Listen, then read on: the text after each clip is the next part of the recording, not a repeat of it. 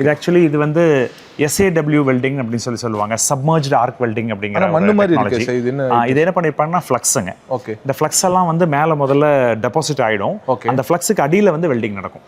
Okay so வெளியில இருந்து பார்க்கும்போது இது வந்து வெல்டிங், அந்த வெல்டிங் அடிச்ச யூஸ்வலாக அந்த ஆர்க் வரும் இல்லைங்களா, ஆமா, அந்த ஆர்க்கெல்லாம் எதுவுமே இருக்காது. புரியுது கம்ப்ளீட்லி சப்மர்ஜ்டு ஆர்க் வெல்டிங் அப்படின்னு சொல்லி தெரியாது. ஃப்ளக்ஸுக்கு அடியில தான் வெல்ட் ஆகும். பேஸ்ட் பண்ண மாதிரி தான் இருக்கும். Paste அப்ப இது எடுத்தா அது அவ்வளவுதான். இதெல்லாம் சிப் ஆஃப் பண்ணியிருப்பாங்க, இந்த இடமெல்லாம் சிப் ஆஃப் பண்ணி முடிச்சிருப்பாங்க. ஓகே இந்த இடம் பார்த்தீங்கன்னா எப்படி நீட்டாக க்ளீனாக ஒரு வெல்டிங் இருக்கோ அந்த மாதிரி இருக்கும்.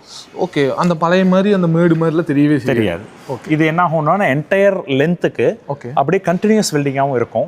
ஸோ ஸ்டிச் வெல்டிங்காக இருக்காது, கண்டினியூஸ் வெல்டிங் இருக்கும். ஸ்டிச் தேவைப்பட்டுனா பண்ணிக்கலாம். It all depends upon the design that we make. Okay and again the uniformity of the welding வந்து ரொம்ப ரொம்ப முக்கியம் இதில்.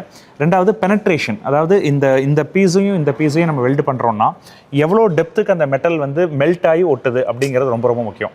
இதுதான் வந்து பில்டிங்கோட ஸ்ட்ரென்த்துக்கு வந்து இது பாதிக்கும். ஓகே அது இது மெல்ட் ஆகவும் கூடாது. ஓகே புரியுது.